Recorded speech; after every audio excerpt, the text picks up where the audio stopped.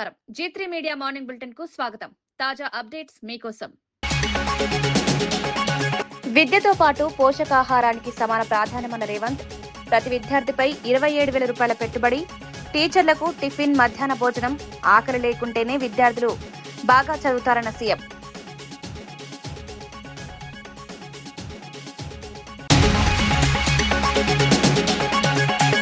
YCP విద్వేష రాజకీయాలను ప్రజలు తిరస్కరిస్తారన్న మంత్రి.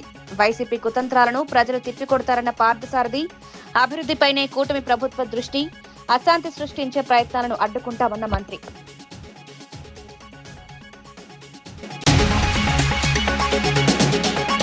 భూభారతి పోర్టల్లో అక్రమాలపై ప్రవీణ్ కుమార్ ఆరోపణలు. వేలాది భూముల బదిలీలో అక్రమాలు, భూ హక్కులు కాపాడాలని డిమాండ్. భూభారతి వ్యవహారంపై ఉన్నత స్థాయి విచారణ కోరిన ప్రవీణ్.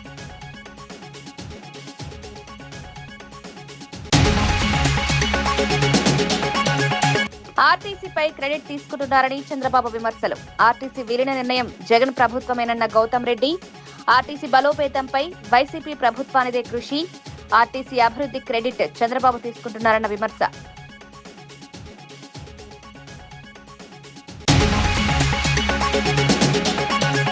బాలామృతం యూనిట్ తో పిల్లల ఆరోగ్యానికి కొత్త బలమన్న సీతక్క. గర్భిణీలు, చిన్నారులకు నాణ్యమైన పోషకాహారం. అత్యాధునిక బాలామృతం ప్లాంట్ తో పోషకాహారానికి ఊతం. ప్రతి చిన్నారి ఆరోగ్యమే ప్రభుత్వ సంకల్పం. పేద విద్యార్థులకు నాణ్యమైన విద్యతో పాటు పౌష్టికాహారం అందించడం ప్రభుత్వ బాధ్యత అని తెలంగాణ ముఖ్యమంత్రి రేవంత్ రెడ్డి అన్నారు. ప్రతి విద్యార్థిపై ప్రభుత్వం సంవత్సరానికి సుమారు 27,000 వరకు ఖర్చు చేస్తోందని తెలిపారు. దాన్ని తాను ఖర్చుగా కాకుండా భవిష్యత్ తరాలపై పెట్టుబడిగా భావిస్తున్నారని పేర్కొన్నారు. విద్యార్థులకు అందిస్తున్న భోజనం నాణ్యతను ఉపాధ్యాయులు కూడా తెలుసుకోవాలనే ఉద్దేశంతో రాష్ట్రంలోని సుమారు 1,25,000 మంది టీచర్లకు టిఫిన్, మధ్యాహ్న భోజనం అందించే విధంగా చట్టం తీసుకొచ్చామని వెల్లడించారు. ఉపాధ్యాయులు కూడా అదే ఆహారం తీసుకుంటే విద్యార్థులకు అందుతున్న భోజనం నాణ్యతపై స్పష్టమైన అవగాహన ఉంటుందన్నారు. ఆకలితో ఉన్న పిల్లలు చదువుపై పూర్తిగా దృష్టి పెట్టలేరని, అందుకే విద్యతో పాటు పోషకాహారానికి కూడా ప్రభుత్వం ప్రాధాన్యం ఇస్తోందని సీఎం స్పష్టం చేశారు. ప్రభుత్వం ఈరోజు వాళ్ళ మీద కొంత వెచ్చించాలి. ఇది నేను ఖర్చుగా భావిస్తలేను. 27,000 కోట్ల రూపాయలు దాదాపుగా ప్రతి సంవత్సరానికి ఈరోజు విద్యార్థుల మీద, చదువుల మీద నేను ఖర్చు పెడుతున్నా. గతంలో ఎక్కడ ఖర్చు అయిపోయేదో తెలియదు. నేను ఎవరిని విమర్శించదలుచుకోలేదు. కానీ ఈరోజు బాధ్యతాయుతంగా విద్యాశాఖ నా దగ్గరనే పెట్టుకొని నేనే స్వయంగా మన ఆరుట్లకి వెళ్ళి ఆ పాఠశాలలో బ్రేక్ఫాస్ట్ ప్రారంభించి అక్కడ ఎంత మంచిగా వంట చేస్తున్నారో ఏందో అన్నీ నేను చూసి వచ్చిన. నిరంతరం కలెక్టర్లను, ఎస్పీలను ప్రభుత్వ పాఠశాలకు వెళ్ళి ఆ స్కూల్లో నాష్ట చేయండి, ఎక్కడైనా నాణ్యత లోపం ఉంటే తక్షణమే చర్యలు తీసుకోండి అని చెప్పిన. మొన్న క్యాబినెట్లో పిల్లలకు మాత్రమే టిఫిన్, లంచ్ పెడితే టీచర్లు తినకపోతే టీచర్లు దాన్ని పట్టించుకోరు. అందుకే 1,25,000 మంది టీచర్లకు మీరు కూడా టిఫిన్, లంచ్ అక్కడనే చేయాలని వాళ్ళకు కూడా ఇప్పుడు నిధులు ఇవ్వడమే కాకుండా చట్టం చేసిన. ఎప్పుడైతే సార్ అక్కడ టిఫిన్ తింటాడో, సార్ అక్కడ లంచ్ చేస్తాడో, పిల్లలకు పెట్టే భోజనం ఎట్లుందో సార్కు రుచి తెలుస్తుంది. సార్కు రుచి తెలిసినాక ముఖ్యంగా మహిళా టీచర్లే ఎక్కువ మంది ఉన్నారు. అమ్మ మనసు ఊరుకుంటుందా వంట బాగలేకపోతే? ఏ పిల్లలైనా తల్లులు తమ పిల్లలాగానే చూస్తారు. కానీ వండిన వంట ఉప్పు కారం చక్కగా లేకపోతే ఏ అమ్మ ఊరుకోదు. బల్లో ఆమె టీచర్ ఉండొచ్చు, కానీ ఇంటికి పోతే ఆమె కూడా తల్లే కదా. అందుకే ఆ వంటను సరిదిద్ది పిల్లలకు మంచి భోజనం పెట్టేటట్టు, మంచి నాష్ట పెట్టేటట్టు ఉండాలి అని అంటే ముందు టీచర్లను కూడా అక్కడనే తినేటట్టు చేయాలని ఆలోచన చేసి టీచర్లకు ప్రతిరోజు బ్రేక్ఫాస్ట్ అండ్ లంచ్ స్కూళ్ళలోనే ఇవ్వాలని మన మంత్రివర్గంలో నిర్ణయం తీసుకున్నాం. భూభారతి పోర్టల్లో భారీ అక్రమాలు జరిగాయని బీఎస్సీ రాష్ట్ర అధ్యక్షుడు ఆర్ఎస్ ప్రవీణ్ కుమార్ ఆరోపించారు. మంత్రి పొంగులేటి శ్రీనివాసరెడ్డి శాఖ పరిధిలో పోర్టల్లో సుమారు 22,000 అక్రమ లావాదేవీలు జరిగినట్లు తెలిపారు. వేలాది మంది భూ యజమానులకు తెలియకుండా వారి భూములను ఇతరుల పేర్లకు బదిలీ చేశారని ఆరోపించారు. సాఫ్ట్వేర్లో మార్పులు చేసి అసలు యజమానుల ప్రమేయం లేకుండా రికార్డులను మార్చారని అన్నారు. ఈ వ్యవహారం అత్యంత తీవ్రమైందని, ప్రజల ఆస్తుల భద్రతకే ముప్పుగా మారిందని పేర్కొన్నారు. రాష్ట్రంలో ప్రజల ప్రాణాలతో పాటు ఇప్పుడు వారి భూములకు కూడా రక్షణ లేకుండా పోయిందని కాంగ్రెస్ ప్రభుత్వంపై విమర్శలు గుప్పించారు. ఈ అంశంపై ప్రభుత్వం వెంటనే ఉన్నత స్థాయి విచారణకు ఆదేశించి బాధ్యులపై కఠిన చర్యలు తీసుకోవాలని డిమాండ్ చేశారు. వాళ్లకు తెలియకుండానే, వాళ్ళ ప్రమేయం లేకుండానే వేరే వాళ్లకు బదలాయించబడ్డాయి.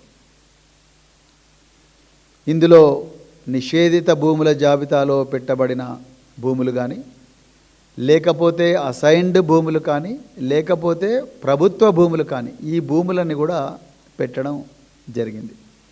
ఈ భూములన్నింటినీ కూడా ఈ భూమి హక్కుదారులు ఎవరైతే ఉన్నారో, అంటే భూమి పట్టాదారులు ఎవరైతే ఉన్నారో వాళ్ళందరికీ సంబంధం లేకుండానే సాఫ్ట్వేర్లోనే మార్పులు జరిపి ఆ భూములన్నింటినీ కూడా తమకు ఇష్టమైన వాళ్ళ మీదకి బదలాయించుకున్నారు.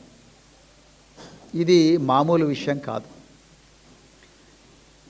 ఈ దేశంలో ప్రజలు ప్రభుత్వాలకు ఓట్లేసేది, రాజకీయ పార్టీలకు ఓట్లేసి ప్రభుత్వాల కుర్చీల మీద వాళ్ళని ఎందుకు కూర్చోబెడతారు? వాళ్ళు ప్రజల ధన మాన ప్రాణాలను రక్షిస్తారనే నమ్మకంతో. ప్రజల ప్రాణాలకు ఏ విధంగా రక్షణ లేదు, మానాలకు ఏ విధంగా రక్షణ లేదు ఈ పాలనలో, కాంగ్రెస్ పాలనలో. ఇప్పుడు చివరికి ఉన్న ఏకైక ఆస్తి భూమికి కూడా రక్షణ లేని పరిస్థితి తీసుకొచ్చిండ్రు కాంగ్రెస్ పార్టీ వాళ్ళు. ఇలా నేను తెలంగాణ ప్రజలకు ఓపెన్గా రిక్వెస్ట్ చేస్తున్నా, దయచేసి మీరు భూభారతి పోర్టల్లోకి వెళ్ళండి. భూభారతి పోర్టల్లోకి వెళ్ళి మీ భూమి భద్రంగా ఉందో లేదో దయచేసి ఒకసారి చెక్ చేసుకోండి. మీ భూమిలో ఈసీ అని ఒక మాడ్యూల్ ఉంటుంది, ఎన్కంబరెన్స్ సర్టిఫికెట్ అని ఒక మాడ్యూల్ ఉంటుంది. ఈ ఎన్కంబరెన్స్ సర్టిఫికెట్ అనే మాడ్యూల్ను దయచేసి ప్రెస్ చేయండి. మీకు అందులో ఏ వివరాలు దొరకవు. ప్రజలు తమ భూముల వివరాలను, తమ ట్రాన్సాక్షన్ వివరాలను తెలుసుకోవడానికే పెట్టింది ఆనాడు కేసీఆర్ గారు ఈసీ అని ధరణి పోర్టల్లో పెట్టారు. ఆ భూభారతి, ఇప్పుడు దాన్ని భూభారతిగా మార్చారు 2025లో. ఆ భూభారతి పోర్టల్లో ఇప్పుడు ఈసీ అనే మాడ్యూల్ను మనం ప్రెస్ చేస్తే అందులో మనకు కేవలం ఏమీ కనిపించదు. ఒక పేజ్ వస్తుంది, ఈ పేజ్ పనిచేయడం లేదని వచ్చేస్తుంది. అంటే ప్రజలకు సంబంధించిన లక్షలాది ఎకరాల భూమిని, వాటి వివరాలను వాళ్లకు తెలియకుండా దాచిపెట్టారు ప్రభుత్వం. ఇది అత్యంత దుర్మార్గమైన చర్య. రాజ్యాంగం ప్రకారం భూమి కలిగి ఉండడం కూడా ఒక హక్కు, మానవ హక్కు. సుప్రీంకోర్టు చాలాసార్లు చెప్పింది, ప్రాథమిక హక్కు. ఈ మానవ హక్కును ఈరోజు తెలంగాణలో పొంగులేటి వారు, రేవంత్ రెడ్డి గారు ఇద్దరూ కలిసి ఘోరంగా ప్రజలందరి ముందరనే కాలరాస్తా ఉన్నారు. ఇది వాస్తవం. మంత్రి కొలుసు పార్థసారథి వైఎస్ఆర్సీపీపై తీవ్ర విమర్శలు చేశారు. గంజాయి బ్యాచ్లు, రౌడీ ముఠాలను రెచ్చగొట్టి మళ్లీ అధికారంలోకి రావాలని వైఎస్ఆర్సీపీ ప్రయత్నిస్తోందని ఆరోపించారు. మాజీ ముఖ్యమంత్రి జగన్ రాజకీయ లబ్ధి కోసం విద్వేష రాజకీయాలను ప్రోత్సహిస్తున్నారని విమర్శించారు. ప్రజలు ఒకసారి మోసపోవచ్చు కానీ ప్రతిసారి అదే తప్పు చేయరన్నారు. రాష్ట్రంలో శాంతి భద్రతలకు భంగం కలిగించే చర్యలను ప్రజలు గమనిస్తున్నారని పేర్కొన్నారు. వైఎస్ఆర్సీపీ కుతంత్రాలను ప్రజలు ఖచ్చితంగా తిప్పికొడతారని విశ్వాసం వ్యక్తం చేశారు. కూటమి ప్రభుత్వ అభివృద్ధి, సంక్షేమ కార్యక్రమాల అమలుపై దృష్టి పెట్టిందన్నారు. ప్రజల మద్దతుతో రాష్ట్రాన్ని అభివృద్ధి దిశగా ముందుకు తీసుకువెళ్తున్నామన్నారు. నీకు నమ్మకం ఉంటే అదే 3 రాజధానుల వాదనను ఎందుకు కొనసాగించలేకపోయావు? ఏదైతే అమరావతి రాజధాని అని చెప్పేసి తెలుగుదేశం పార్టీ ఆ రోజు శాసనసభలో తీర్మానించి అమరావతి ప్రారంభించింది రాజధానిగా. ఓడిపోయినా కూడా, ప్రజలు ఓడగొట్టినా కూడా అమరావతి కాదని ఎక్కడ మార్చలేదే. అమరావతి రాజధాని అని చెప్పేసి ప్రతిపక్షంలో ఉండి కూడా 5 సంవత్సరాలు పోరాటం చేసిందే అమరావతి కోసం. మరి నీకు నిలకడలేని మనస్తత్వం, ఆలోచన లేని సిద్ధాంతం, నీ నోటికొచ్చింది, నీ మనసుకు నచ్చిందే సిద్ధాంతం అనే విధంగా నడుచుకుంటావు. కాబట్టి ఈరోజు అమరావతి మీద విద్వేషాలు రేపుతామని చెప్పేసి మనం చేస్తాను. ఏదో రైతులు ఆ రోజు కూడా చేశావు, 2019కి ముందు కూడా రైతులందరూ తీవ్ర అసంతృప్తితో ఉన్నారు. రైతుల భూములు లాక్కుంటున్నారు. అమరావతి ఒక రియల్ ఎస్టేట్ అని రకరకాలుగా నువ్వు కేసులు పెట్టావు, ఎంక్వైరీ చేశావు. అయినా కూడా ప్రజలు నిన్ను ఓడగొట్టారు. ఓడిపోయిన తర్వాత కూడా మళ్ళీ అమరావతిని నువ్వు సపోర్ట్ చేసి ఈరోజు ఎందుకు చేస్తున్నావు అని చెప్పేసి మనం చేస్తాను. ఎక్కడైనా సరే ఏదైనా ప్రాంతంలో ప్రజలకి ఏదైనా నష్టం జరిగిందనే భావన ఉంటే అక్కడి ప్రజలు అక్కడే ఉద్యమం మొదలు పెడతారు. తర్వాత రాజకీయ పార్టీలు వెళ్ళి వారికి సపోర్ట్ చేయటం కానీ, ఆ వాదాన్ని ఇంకా పై స్థాయికి తీసుకెళ్తానికి కానీ ప్రయత్నం చేస్తారు. కానీ ఇక్కడ జగన్మోహన్ రెడ్డి గారు ఈ అమరావతి ప్రాంతంలో లేని అసమ్మతిని రెచ్చగొట్టి, అమరావతి ప్రాంతంలో రైతులు ఎవరైతే చెబుతున్నావో నువ్వు అసమ్మతితో ఉన్నారు, భూములు ఇస్తానికి వ్యతిరేకంగా ఉన్నారని ఏదైతే చెప్తున్నావో ఆ రైతుల్ని కలుపుకోకుండా నువ్వు గంజాయి బ్యాచ్ల్ని, రౌడీ షీటర్ని, రౌడీల్ని బెజవాడ నుంచో లేకపోతే కడప నుంచో లేకపోతే ఇంకెక్కడి నుంచో తీసుకొచ్చి ఈ అమరావతిలో ప్రశాంత వాతావరణాన్ని చెడగొట్టడానికి ప్రయత్నం చేస్తున్నామంటే మీ ఉద్దేశం ఏంటో ఈ రాష్ట్ర ప్రజలందరూ కూడా ఆలోచించాలని చెప్పేసి మనం చేస్తాను. నేను ఇది కేవలం ఆయన దీన్ని ఏదో క్రీడగా ఒక ఆటగా మాట్లాడుతున్నాడు తప్పితే ఆయనకు ఒక సిద్ధాంతం కానీ ఒక ఆలోచన కానీ లేదని చెప్పేసి కూడా నేను ఈ సందర్భంగా తెలియజేస్తాను. ఆయనకి గనక రాజ్యాంగం మీద గౌరవం ఉంటే, అంబేద్కర్ గారు రచించిన రాజ్యాంగం మీద గౌరవం ఉంటే 11 స్థానాలు గెలిచినా కూడా ప్రజల సమస్యల్ని గొంతెత్తటానికి అసెంబ్లీకి రావాలి. కానీ ఆయనకి రాజ్యాంగం మీద గౌరవం లేదు, వారికి ఓటేసిన 40% ప్రజల ఆకాంక్షల మీద గౌరవం లేదు. తనకున్న గౌరవం వల్ల రాజ్యాంగం కల్పించని ప్రతిపక్ష హోదా మీద మాత్రమే అనేది ఈ ప్రజలు తెలుసుకోవాలని చెప్పేసి కూడా నేను ఈ సందర్భంగా నేను తెలియజేస్తా ఉన్నాను. ఈరోజు సోషల్ మీడియాను ఆసరాగా చేసుకుని ఏ విధంగా నాయకుల్ని కించిపరచడమే నీ విధానమా జగన్మోహన్ రెడ్డి గారు అని అడుగుతా ఉన్నాను నేను. ఆ రోజు అధికారంలో ఉన్నప్పుడు కూడా ఇదే విధంగా పవన్ కళ్యాణ్ గారిని కానీ, చంద్రబాబు నాయుడు గారి కుటుంబ సభ్యులను కానీ, లోకేష్ గారిని కానీ ఏ విధంగా వీరి కాలి గోటికి కూడా సరిపోని వాళ్ళతో ఏ విధంగా అసభ్యంగా నాచారంలో ఏర్పాటు చేసిన అత్యాధునిక బాలామృతం తయారీ యూనిట్ ను ముఖ్యమంత్రి రేవంత్ రెడ్డి ప్రారంభించారు. ఈ సందర్భంగా మంత్రి సీతక్క మాట్లాడుతూ గర్భిణీలు, బాలింతలు, చిన్నారులకు నాణ్యమైన పౌష్టికాహారం అందించడమే ప్రభుత్వ ప్రధాన లక్ష్యమని తెలిపారు. టీజీ ఫుడ్స్ ఆధ్వర్యంలో ఏర్పాటు చేసిన ఈ ప్లాంట్ దేశంలోని అత్యాధునిక సాంకేతికతతో రూపొందించబడిందని పేర్కొన్నారు. బాలామృతం ద్వారా అంగన్వాడీ కేంద్రాల ద్వారా లబ్ధిదారులకు నాణ్యమైన పోషకాహారం అందుతుందని వివరించారు. పిల్లల్లో పోషకాహార లోపాన్ని తగ్గించడం, గర్భిణీలు ఆరోగ్యంగా ఉండేలా చూడడం ఈ యూనిట్ ముఖ్య ఉద్దేశమన్నారు. మహిళలు, చిన్నారుల ఆరోగ్యంపై ప్రభుత్వం ప్రత్యేక దృష్టి పెట్టిందని, ఇందుకోసం ప్రత్యేక సదుపాయాలతో ఈ కేంద్రాన్ని ఏర్పాటు చేసినట్లు వెల్లడించారు. పిల్లలకు బాలామృతం ప్లస్ అదే విధంగా ఇప్పుడు మరి స్నాక్ ఫుడ్ కానీ, హాట్ ఫుడ్ కానీ, కిచడీ మిక్సీ కానీ, ఉప్మా కానీ ఇవన్నీ కూడా ఈ మధ్య కాలంలో మన రేవంత్ అన్న గారి యొక్క ఆలోచన మేరకు, ఆదేశం మేరకు తయారు చేసి అత్యంత మంచి పౌష్టికమైనటువంటి ఆహారాన్ని అందించడం జరుగుతూ ఉంది. ఈరోజు ప్రారంభించినటువంటి యూనిట్తో, ఆ యంత్రాలతో లక్షలాది మందికి భవిష్యత్తులో అంత ఎవరు అడిగినా కూడా మనం ఇంకా ఇక్కడ నుంచి ఇవ్వచ్చు. ఈ దేశంలో ఇలాంటి ప్లాంట్స్ ఎక్కడ లేవు. ఈ దేశంలో మన తెలంగాణ ప్రాంతంలో ఆనాడు మరి కాంగ్రెస్ ప్రభుత్వమే 50 ఏళ్ల క్రితము ఇక్కడ ఇన్ని భూములిచ్చి ఇంత అసెట్స్ అంతా క్రియేట్ చేసి ఈరోజు చిన్న పిల్లలకు పౌష్టికాహారాన్ని, అదే విధంగా బలహీనంగా ఉన్నటువంటి గర్భిణీ స్త్రీలకు కూడా కావాల్సినటువంటి ఫుడ్ను అందించే విధంగా ఇక్కడ నుంచి అన్ని తయారు చేసి ఇవ్వడం జరుగుతూ ఉంది. ఎంతో బిజీ స్కెడ్యూల్ ఉన్నా కూడా ఈరోజు ఈ ప్రాంతం మీద, ఈ తెలంగాణ రాష్ట్ర పేదింటి ఆడబిడ్డల మీద, చిన్న పిల్లల మీద ఉన్నటువంటి ప్రేమతో ఇంత టైం కేటాయించి ఇక్కడికి వచ్చినందుకు ప్రత్యేకంగా ధన్యవాదాలు. బీఆర్ఎస్ ఎమ్మెల్యే పల్లా రాజేశ్వర్ రెడ్డి తెలంగాణ నీటి ప్రయోజనాల విషయంలో కాంగ్రెస్ ప్రభుత్వంపై తీవ్ర విమర్శలు చేశారు. ముఖ్యమంత్రి రేవంత్ రెడ్డి, చంద్రబాబు ఆదేశాల మేరకు తెలంగాణకు అన్యాయం చేస్తున్నారని ఆరోపించారు. నీటిపారుదల శాఖలో ఆంధ్రప్రదేశ్కు చెందిన అధికారి ఆదిత్యనాథ్ దాస్ ను నియమించి రాష్ట్ర ప్రయోజనాలను దెబ్బతీసే నిర్ణయాలు తీసుకుంటున్నారని విమర్శించారు. సముద్రంలోకి వృధాగా పోతున్న నీటిని లిఫ్ట్ చేసే వ్యవస్థ ఉన్నప్పటికీ ప్రభుత్వం కావాలనే వినియోగించడం లేదన్నారు. తెలంగాణ రైతులకు అవసరమైన సాగునీరు అందించడంలో ప్రభుత్వం పూర్తిగా విఫలమైందని ఆరోపించారు. రాష్ట్ర ప్రయోజనాలను కాపాడాల్సిన ప్రభుత్వం రాజకీయ ప్రయోజనాల కోసం వ్యవహరిస్తోందని విమర్శించారు. నీటి సమస్యపై ప్రజలకు పూర్తి వివరణ ఇవ్వాలని డిమాండ్ చేశారు. తెలంగాణ హక్కులను కాపాడేందుకు బీఆర్ఎస్ ప్రజల తరపున నిరంతరం పోరాడుతుందని పల్లా రాజేశ్వర్ రెడ్డి స్పష్టం చేశారు. బాగాలేదు, అన్నారం రిజర్వాయర్ బాగాలేదు, అందులో కొన్ని లీకేజీలు ఉన్నాయి కాబట్టి మేము ఎత్తలేమని చెప్పేసి కుని రాగాలు వలుకుతున్నాడు ఉత్తమ్ కుమార్ రెడ్డి. ఉత్తమ్ కుమార్ రెడ్డికి ఏమీ తెలీదు. రేవంత్ రెడ్డికి కొద్దిగా తెలిసినా ఇవాళ ఆంధ్రప్రదేశ్ ముఖ్యమంత్రి చంద్రబాబు నాయుడు యొక్క ఆదేశాలు మాత్రమే ఇక్కడ పాటిస్తున్నారు. ముఖ్యమంత్రి రేవంత్ రెడ్డి కాదు, ముఖ్యమంత్రి రేవంత్ రెడ్డి ఏమన్నా కొద్దిగా అటు ఇటు చేస్తే వెంటనే తన యొక్క మనిషి ద్వారా మొత్తం కూడా కంట్రోల్ పెట్టుకున్నారు. ఇవాళ నీళ్ల శాఖకు అధికారిగా సలహాదారుగా ఉన్న ఇవాళ ఆదిత్యనాథ్ దాస్ ద్వారా తమకు కావాల్సిన నీళ్లను వాళ్ళు తీసుకొని పోతున్నారు. ఈ 1,00,000 క్యూసెక్కుల నీళ్ళు ఎవరికి పోతున్నాయి?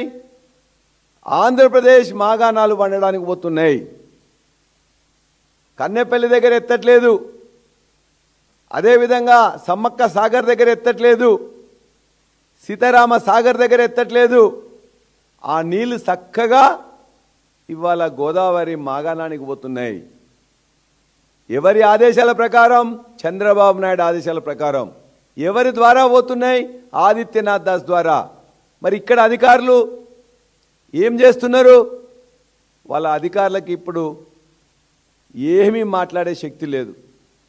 కాకినాడలో అదృశ్యమైన చిన్నారి జ్ఞానేశ్వరి కేసులో పోలీసులు కీలక ప్రకటన చేశారు. చిన్నారిని ఎవరైనా కిడ్నాప్ చేసుంటే ఆమెను సురక్షితంగా అప్పగించాలని విజ్ఞప్తి చేశారు. చిన్నారి ఆచూకీ తెలిపినా లేదా నేరుగా అప్పగించినా సంబంధిత వ్యక్తులపై ఎలాంటి కేసులు నమోదు చేయబోమని స్పష్టం చేశారు. కేసులు నమోదు చేయడం కంటే చిన్నారిని తల్లి వద్దకు క్షేమంగా చేర్చడమే తమ ప్రధాన లక్ష్యమని వెల్లడించారు. ఫోన్ వినియోగించిన వ్యక్తులు కూడా ఈ ఘటనలో ఉండే అవకాశం ఉందని భావిస్తూ ఆ కోణంలోనూ దర్యాప్తు కొనసాగిస్తున్నామన్నారు. అన్ని ఆధారాలను సేకరిస్తూ ప్రత్యేక బృందాలు విస్తృతంగా గాలింపు చర్యలు చేపడుతున్నాయని వెల్లడించారు. ప్రజలు ఎవరైనా చిన్నారి గురించి సమాచారం తెలిసినా వెంటనే పోలీసులకు తెలియజేయాలని విజ్ఞప్తి చేశారు. చిన్నారి క్షేమంగా తిరిగి కుటుంబ సభ్యులకు వద్ద చేరే వరకు దర్యాప్తు కొనసాగుతుందని పోలీసులు స్పష్టం చేశారు. 2 ప్రాబిలిటీస్ లో యానిమల్ క్యాచ్ అయితే మనకు రిమైన్స్ ఉండాలి. లేదు ఎవరైనా పట్టుకుపోయి ఉంటే ఇంత నెట్వర్క్ నుంచి తప్పించుకునే అవకాశం అయితే లేదు. ఫుటేజ్ నుంచి టవర్ డంపుల నుంచి తప్పించుకునే అవకాశం లేదు. ఎప్పుడు అవకాశం ఉంటుందంటే అతను ఏ సెల్ ఫోన్ వాడి ఉండాలి. వచ్చిన స్ట్రేంజర్స్ ఎవరైనా కానీ ఈ కొండ ప్రాంతం తెలిసిండి ఈ జనసంచారం రాకుండా కొండల వైపు నుంచి కొండల్లో నుంచి వెళ్ళిపోయి ఉండాలి. ఈ కొండ లాస్ట్ ఎండింగ్ ఇంచుమించు 21 కిలోమీటర్స్ అడ్డ రోడ్డు వరకు ఉంటుంది. కొండలో నుంచి పట్టుకుపోయి ఉండాలి. అంతకు మించి ఈ ఫుటేజ్ నుంచి టవర్ డంప్ నుంచి తప్పించుకునే అవకాశం లేదు. ఎప్పుడు అవకాశం ఉందంటే అతను సెల్ ఫోన్ యూజ్ చేసి ఉండకపోవాలి. సెల్ కూడా వాడిని తెలియకుండా ఉండాలి. ఈ టవర్కి ఈ సీసీ ఫుటేజ్కి ఎక్కడ కవర్ అవ్వకుండా ఉండాలి. కాబట్టి మనం అది జరిగిందా ఇది జరిగిందా అన్నది మనకి ఇంతవరకు కంక్లూజన్ రాలేదు. కాబట్టి ఈ 2 యాంగిల్స్ లో ఇంకా మనం మరో వెరిఫికేషన్ జరుగుతూనే ఉంది. పాప ట్రేస్ అయ్యే వరకు జరుగుతుంది. నెల్లూరులో మాజీ మంత్రి కాకాని గోవర్ధన్ రెడ్డి, రూరల్ ఎమ్మెల్యే కోటంరెడ్డి శ్రీధర్ రెడ్డిపై తీవ్ర స్థాయిలో విమర్శలు చేశారు. మీడియాతో మాట్లాడుతూ దేశభక్తి గురించి మాట్లాడుతున్న కోటంరెడ్డి వాస్తవానికి చంద్రబాబుపై తన భక్తిని చాటుకుంటున్నారని వ్యాఖ్యానించారు. నిజాన్ని అబద్ధంగా, అబద్ధాన్ని నిజంగా మార్చడంలో కోటంరెడ్డి సిద్ధాస్తుడని ఆరోపించారు. చంద్రబాబు చెప్పే ప్రతి అబద్ధానికి కోటంరెడ్డి బ్రాండ్ అంబాసిడర్లా వ్యవహరిస్తున్నారని విమర్శించారు. ఇటీవల జరిగిన ఘటనను వైఎస్ఆర్సీపీకి ముడిపెట్టే ప్రయత్నం చేశారని, అయితే ఆ ప్రయత్నం పూర్తిగా విఫలమైందన్నారు. చంద్రబాబు రాసిచ్చిన స్క్రిప్ట్ ను చదివి జిల్లా ప్రజల ముందే కోటంరెడ్డి అభాసు పాలయ్యారని ఎద్దేవా చేశారు. రాజకీయ లబ్ధి కోసం అసత్య ఆరోపణలు చేయడం మానుకోవాలని హితవు పలికారు. ఎంత అసహ్యమైనటువంటి మన నెల్లూరు జిల్లాకే పొరుగుపోయినాయి. దేశభక్తిని చాటుకుంటున్నాం అనేటువంటి స్థాయిలో నుంచి చంద్రబాబు దగ్గర ఎందుకు చంద్రబాబు నాయుడు అంటే ఒకటే, దాంట్లో మాత్రం చంద్రబాబు నాయుడు సెలక్షన్ ఎక్సలెంట్. ఎవ్వడలేడు ఈ రాష్ట్రంలో. బహుశా నిజాన్ని అబద్ధం చేయడంలో కానీ అబద్ధాన్ని నిజం చేయడంలో కానీ ఎక్కడ ఏం తేడా లేకుండా, ఎక్కడ అతుకు అనేది కనిపించకుండా గోడ పూసి సిమెంట్ వేసి సున్నం వేసినట్టుగా ఉంటుంది శ్రీధర్ రెడ్డి మాట్లాడితే. అసలు శ్రీధర్ రెడ్డి నోటుకుండా వచ్చి అందుకనే చంద్రబాబు నాయుడు తన అబద్ధాల తర్వాత తన వారసుడు ఎవడన్నా ఉన్నాడంటే తన అబద్ధాలకు శ్రీధర్ రెడ్డి నాకు బ్రాండ్ అంబాసిడర్ వీటికి అబద్ధాలకు అని చెప్పి పాపం శ్రీధర్ రెడ్డిని ప్రయోగించినట్టుగా ఉన్నాడు. ఆయన ఈరోజు తంత్రాలు శ్రీధర్ రెడ్డి భూత వైద్యం కూడా చేయగలడు. దెయ్యం లేనటువంటి దెయ్యం పట్టిస్తాడు, దెయ్యం పట్టించుకున్నాడు వదలకొట్టడం. ఈ భూత వైద్యం కూడా వచ్చు ఆయనకి. మ్యాజిక్ కూడా వచ్చు, కనికొట్టవచ్చు, మ్యూజిక్ వచ్చు, మ్యూజిక్ వచ్చు, భూత వైద్యం వచ్చు, ఈరోజు మంత్రాలు వచ్చు, తంత్రాలు వచ్చు అని చెప్పి బిజలాలో ఉండేటువంటి వాళ్ళందరికీ తెలుసు. కాబట్టి ఆయన మంత్రాలు, తంత్రాలు, భూత వైద్యం, కనికట్టు, మ్యూజిక్ అన్నీ ఉపయోగించి ఈరోజు రకరకాలైనటువంటివన్నీ మాట్లాడాడు. కానీ పాపం ఆయన మిస్ అయిన లాజిక్ ఏంటంటే అవన్నీ ఇప్పుడు జరిగేటువంటి సంఘటనలు ఏంది, మేము మాట్లాడింది ఏమి లేకుండా ఆ పాపం ఆ జాయింట్ చేయడంలో మాత్రం చాలా ప్రయత్నం చేసేది. కానీ ఆ జాయింట్ కుదరలా, ఇరిగిపోయింది, ఆ జాయింట్ ఊడిపోయింది. అతుకుబడలా, లేకపోతే మనగాడు కానీ అతుకు పెట్టడంలో ఆ అతుకు పెట్టలేకపోయాడు. పాపం చాలా శ్రమించాడు అతకడానికి. అతికి అతకలేకపోయింది. అది అతకలే, అది విరిగిపోయింది. ఎందుకంటే ఆ ఘటన జరిగింది ఇప్పుడు జరిగేటువంటి ఘటన ఏంది, మేము మాట్లాడింది ఏంది? వీటికి పాపం 4 స్తంభాలలాగా ఒక్కొక్కటిగా వేరుగా ఉన్నా కానీ వాటిని తీసుకొచ్చి ముడిపెట్టాలని చూశాడు. కానీ మంత్రి నారాయణ అధ్యక్షతన జరిగిన సిఆర్డీఏ 63వ అథారిటీ సమావేశంలో అమరావతి రైతులకు ఊరటనిచ్చే పలు కీలక నిర్ణయాలు తీసుకున్నారు. ల్యాండ్ పూలింగ్ రైతులకు అందించే వార్షిక యాన్యుటీని 30,000 నుంచి 40,000కు, జరీబు భూములకు ఇచ్చే యాన్యుటీని 50,000 నుంచి 60,000కు పెంచారని నిర్ణయించారు. ఈ పెంపు 2024 జూన్ 12 నుంచి అమల్లోకి వస్తుందన్నారు. రైతులకు మరో 5 ఏళ్ల పాటు యాన్యుటీ పొడిగించాలని నిర్ణయించారు. నెలవారీ అద్దె భృతిని 5,000 నుంచి 10,000కు పెంచారు. వివిధ ప్రాజెక్టులకు భూములిచ్చిన రైతు కుటుంబాలకు 1.5 లక్షల వరకు వ్యవసాయ రుణమాఫీ వర్తింపజేస్తామని వెల్లడించారు. అమరావతి పరిధిలో 25 ఆధునిక టౌన్షిప్ల అభివృద్ధికి ముఖ్యమంత్రి ఆదేశాలు జారీ చేసినట్లు తెలిపారు. ప్రతి టౌన్షిప్ లో అంతర్జాతీయ స్థాయి పాఠశాల, ఆసుపత్రి ఏర్పాటు చేయాలని నిర్ణయించారు. ఆర్ట్ ఆఫ్ లివింగ్, ఇషా ఫౌండేషన్లకు భూములు కేటాయించడంతో పాటు సిఆర్డీఏ అభివృద్ధి కోసం మరింత భూసేకరణ చేపట్టనున్నట్లు మంత్రి వెల్లడించారు. స్పోర్ట్స్ సిటీకి దానికి చేస్తున్నాము. దాంట్లో 307 ఎకరాలు ఉన్నాయి. దానికి యాక్చువల్గా ఎండోమెంట్ వాళ్ళకి డబ్బులు కట్టాలి. ఎండోమెంట్ డిపార్ట్మెంట్ కట్టాలంటే త్రూ కోర్టు యొక్క పర్మిషన్తో కట్టాలి. అది చట్టం. దానికి 159 కోట్లు అవుతుంది. దాన్ని కూడా ఈరోజు అథారిటీ యాక్సెప్ట్, ఎందుకంటే ఆ 159 కోట్ల ఎండోమెంట్ కడితే ఆ ల్యాండ్ సిఆర్డీఏకి అవుతుంది. గతంలో ఎలా చేసాం అదేవిధంగా చేయడం జరుగుతుంది. తర్వాత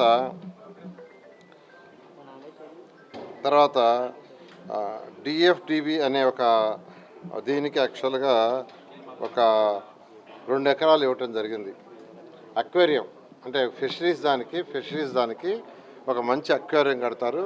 వాళ్ళు ఒక ఆఫీస్ కూడా కడతారు. దానికి ఒక 2 ఎకరాలు యాక్చువల్గా శాంక్షన్ చేయడం జరిగింది. ఆర్ట్ ఆఫ్ లివింగ్ వాళ్ళకి 3.71 ఎకరాలు వాళ్ళకు కూడా శాంక్షన్ చేశాము. మన పార్కులో మరొక 3.71 ఎకరాలు వాడుకునేటట్టుగా మొత్తం 7.42 ఎకరాలు.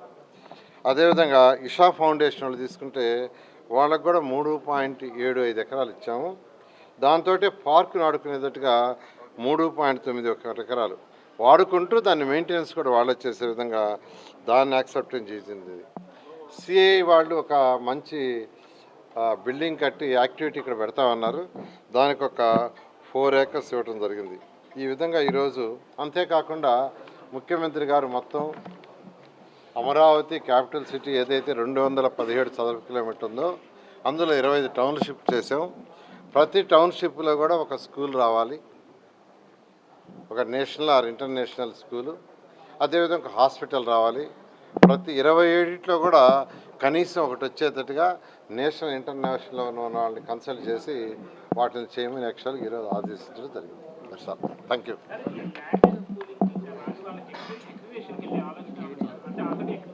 ఆల్రెడీ సీడ్ యాక్సెస్కి ఏదైతే ఉందో ల్యాండ్ అక్విజిషన్కి పెట్టున్నాం 12.5 ఎకరాలు. అందులో ఆల్రెడీ చాలా మంది ఇచ్చేశారు. 2.5 ఏకర్స్ యాక్చువల్గా ల్యాండ్ అక్విజిషన్కి ఇవాళ లాస్ట్ డేటు. ఇవాళ ఈవినింగ్ లోపల ఇవ్వకుంటే రేపు ల్యాండ్ అక్విజిషన్లో దాన్ని తీసుకోవడం జరుగుతుంది. వాళ్ళకి ఏదైతే కట్టాలో అమౌంట్ని డిపాజిట్ చేస్తుంది. అది కాకుండా మరొక 4.5 ఎకరాలు 9.3 ఇచ్చారు కానీ 9.14 ఇవ్వాల. వాళ్ళని కూడా అడుగుతున్నాము. 2 రోజులు చూసి ఆర్టీసీ అభివృద్ధి విషయంలో ముఖ్యమంత్రి చంద్రబాబు క్రెడిట్ తీసుకుంటున్నారని వైఎస్ఆర్సీపీ ట్రేడ్ యూనియన్ అధ్యక్షుడు పూనూరు గౌతమ్ రెడ్డి ఆరోపించారు. గతంలో 59,000 మంది ఉద్యోగులతో ఉన్న ఆర్టీసీ ప్రస్తుతం 40,000 మంది ఉద్యోగులకు పరిమితమైందని తెలిపారు. ఒకప్పుడు 12,500 బస్సులున్న సంస్థలో వచ్చే ఏడాది కేవలం 8,000 బస్సులు మాత్రమే మిగిలే పరిస్థితి ఏర్పడిందని విమర్శించారు. సంస్థను నలపడమని ప్రస్తుతం ప్రభుత్వం చెప్తోందన్నారు. అయితే కార్పొరేషన్ గా ఉన్న ఆర్టీసీని ప్రభుత్వంలో విలీనం చేసి సమర్థవంతంగా నిర్వహించింది వైఎస్ జగన్ ప్రభుత్వమేనని పేర్కొన్నారు. 2022లో 700 కోట్ల వ్యయంతో 1,459 కొత్త బస్సుల కొనుగోలుకు ఆదేశాలిచ్చిందని కూడా జగన్ ప్రభుత్వమేనని గుర్తు చేశారు. ఇప్పుడు ఆ నిర్ణయాలకు చంద్రబాబు ప్రభుత్వం క్రెడిట్ తీసుకోవడం ప్రజలను తప్పుదోవ పట్టించడమేనని విమర్శించారు. 459 బస్సులు కొనుగోలు చేయడానికి 2023లో ఇచ్చారే. అత్త సొమ్ము అల్లుడు దానం చేసినట్లుగా జగన్మోహన్ రెడ్డి గారు తీసుకొచ్చినటువంటి బస్సులన్నింటినీ 2025లో ఈయన నేను కొనుక్కొచ్చాననేటువంటి పద్ధతిలో మాట్లాడుతున్నాడు. ఇది ఎంతవరకు సబబండి నాకు అడుగుతున్నా. ఈయన ఆ రోజునేమో జగన్మోహన్ రెడ్డి గారు ఈ సంస్థను ఆదుకోవటం అనేటువంటి జరిగింది. ఇవాళ దీనిని ఏమన్నా అప్పులు ఊబిలోకి తీసుకెళ్లిపోవటం అనేటువంటి జరుగుతా ఉంది. కొత్తగా ఆయన ఒకటి మళ్ళా ఇవాళ చెప్తా ఉన్నారు, స్త్రీ శక్తి పథకం అని పెట్టారు. బానే ఉంది, అది కావాల్సిందే. 16 రూట్లలో 16 సర్వీసులన్నింటినీ కూడా ఇస్తామని చెప్పారు. కానీ తీరా వచ్చేప్పటికి 5 సర్వీసులు మాత్రం ఇవ్వడం జరుగుతూ ఉంది. దీనిలో 25 లక్షల మంది ప్రజానీకం ప్రయాణం చేస్తా ఉన్నారు ఈ రోజున.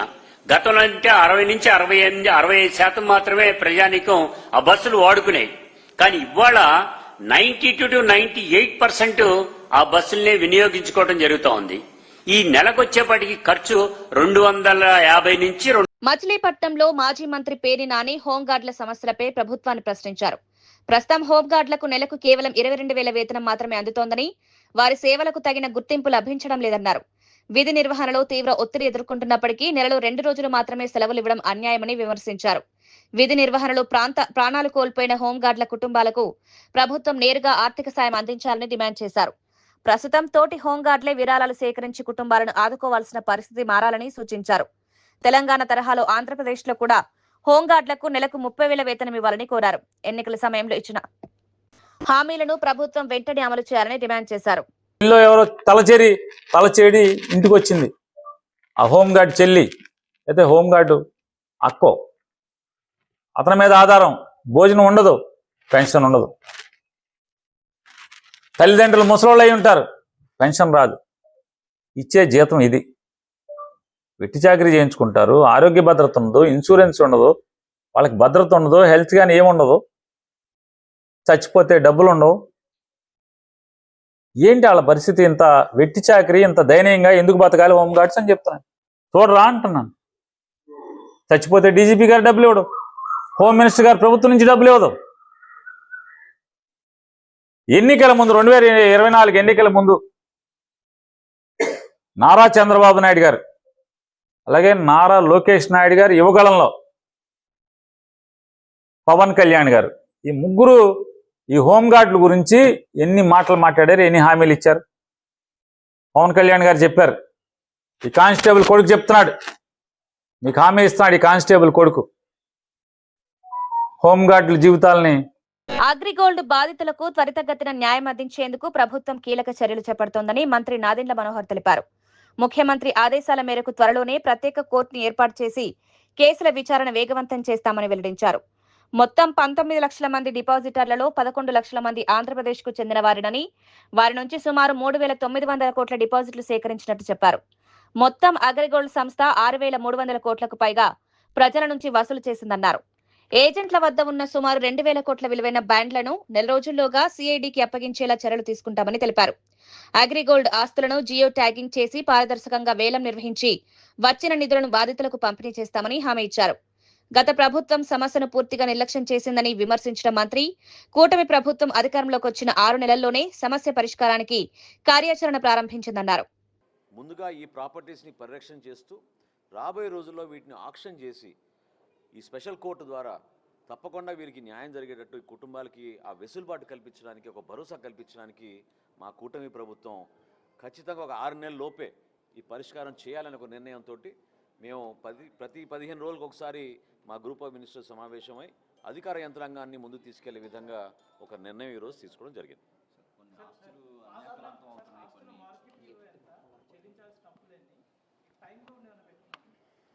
ఇంతకుముందు మీకు చెప్పినట్టు 6,380 కోట్ల రూపాయలు డిపాజిట్స్ ఉన్నాయి.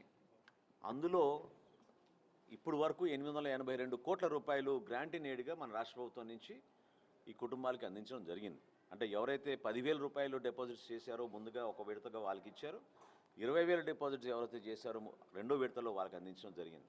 సో ఆస్తుల పరిరక్షణ చేయడం అనేది ప్రధానమైన ఒక బాధ్యతగా తీసుకున్నాం. వాటిని ఐడెంటిఫై చేసి, ఎందుకంటే ఫలానా చోట ఆస్తుందని చెప్పారు కానీ సర్వే నంబర్లు కూడా చేయలేదు వీళ్ళు. ఇన్ఫ్యాక్ట్ ఈ 5 సంవత్సరాల్లో జరిగిన అతిపెద్ద స్కామ్ అగ్రిగోల్డ్ సంబంధించిన భూముల్ని, ఆ రికార్డ్స్ అన్నీ కూడా ధ్వంసం చేసి సిఐడి అధికారుల దగ్గర ఉన్న హార్డ్ డిస్కులతో సహా మాయం చేసిన ఘనత వైఎస్ఆర్సీపీ ప్రభుత్వానికి, అక్కడ ఉన్న పెద్దలకి. సో ఈ గ్రాంట్ ఇన్ ఎయిడ్లో కూడా ఎప్పుడైతే వీళ్ళు లోతుగా వెళ్ళి చెక్ చేశారో ఆ డిపాజిట్స్కి ఎవరికైతే నిజమైన బెనిఫిషరీస్ ఉండాలో వాళ్ళు కాకుండా ఫిక్టీషియస్ అకౌంట్స్, దొంగ అకౌంట్లు ఏర్పాటు చేసి వాళ్ళు కూడా ఇవ్వడం జరిగింది.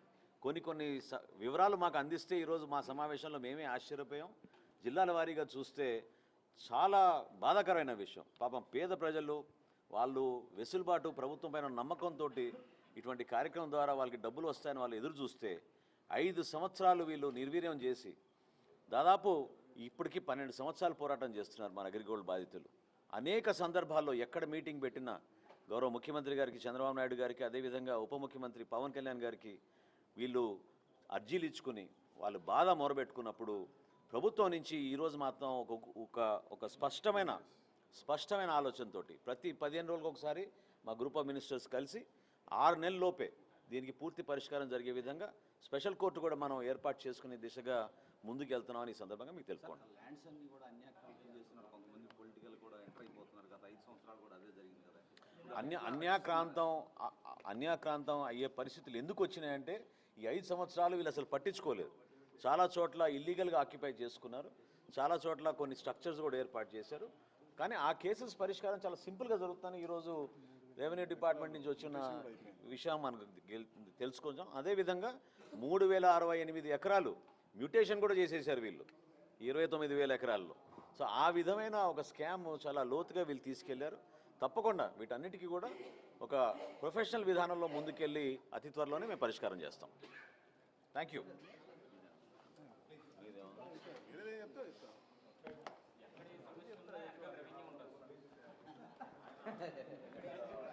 జిల్లాలోని పలు పోలీస్ స్టేషన్లలో నమోదైన ఎన్డీపీఎస్ కేసులకు సంబంధించి 1485.75 కిలోల ఎండు గంజాయి, 5 కిలోల ఆల్ప్రాజోమ్లను కోర్టు అనుమతితో పర్యావరణ నిబంధనలు పాటిస్తూ పూర్తిగా దహనం చేశారు. మత్తు పదార్థాల అక్రమ రవాణా, విక్రయాలు, సాగును అరికట్టేందుకు జిల్లాలో ప్రత్యేక టాస్క్ ఫోర్స్ బృందాలు నిరంతరం తనిఖీలు నిర్వహిస్తున్నాయని ఎస్పీ తెలిపారు. యువతను మత్తు పదార్థాల బారిన పడకుండా కాపాడేందుకు కఠిన చర్యలు కొనసాగుతాయని హెచ్చరించారు. గంజాయి, ఇతర మత్తు పదార్థాల విక్రయం, సరఫరా, సాగులోనే పాల్గొనే వారిపై చట్ట ప్రకారం కఠిన చర్యలు తప్పవని స్పష్టం చేశారు. జిల్లాను మత్తు పదార్థాల రహితంగా మార్చేందుకు పోలీస్ శాఖ నిరంతరం చర్యలు చేపడుతోందని ఎస్పీ పరితోష్ పంకజ్ తెలిపారు. మన రికార్డ్ ప్రకారం 80 కేసెస్ మన మొత్తం తెలంగాణలో 80 కేసెస్ చేశారు. తర్వాత 2024లో అరెస్ట్ అయ్యారు. అరెస్ట్ అయిన తర్వాత వాళ్ళు 14 మంత్ జైలులో ఉన్నారు. 14 మంత్ జైల్లో ఉన్నప్పుడు వాళ్ళకి పరిచయం చాలామంది అఫెండర్స్ కొని జరిగింది. అందులో ఒక అఫెండర్ దశరథ్ ఉన్నారు. దశరథ్ గారికి భార్య శేషాబాయి గారు ఉన్నారు. ఈ ఇద్దరు ఒక మెంబర్ దశరథ్ గారు కూడా ప్రాపర్టీ అఫెండర్ ఉన్నారు, వాళ్ళ భార్య ప్రాపర్టీ రిసీవర్ ఉంది. సో ఈ అందరూ ఒక గ్రూప్ లాగా ఫామ్ చేశారు.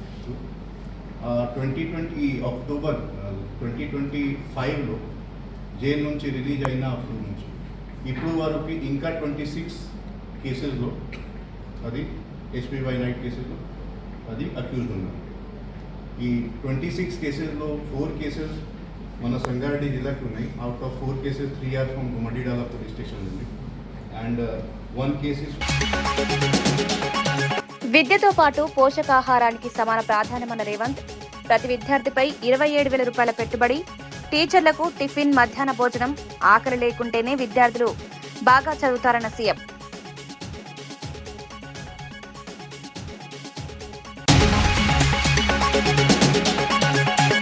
వైసీపీ విద్వేష రాజకీయాలను ప్రజలు తిరస్కరిస్తారన్న మంత్రి, వైసీపీ కుతంత్రాలను ప్రజలు తిప్పికొడతారన్న పార్థసారథి, అభివృద్ధిపైనే కూటమి ప్రభుత్వ దృష్టి, అశాంతి సృష్టించే ప్రయత్నాలను అడ్డుకుంటామన్న మంత్రి.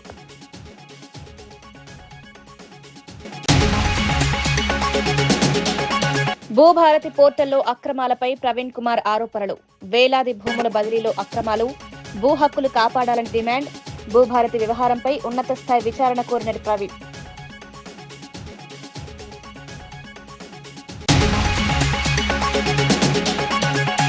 ఆర్టీసీపై క్రెడిట్ తీసుకుంటున్నారని చంద్రబాబు విమర్శలు, ఆర్టీసీ విలీన నిర్ణయం జగన్ ప్రభుత్వమేనన్న గౌతమ్ రెడ్డి, ఆర్టీసీ బలోపేతంపై వైసీపీ ప్రభుత్వానిదే కృషి, ఆర్టీసీ అభివృద్ధి క్రెడిట్ చంద్రబాబు తీసుకుంటున్నారన్న విమర్శ.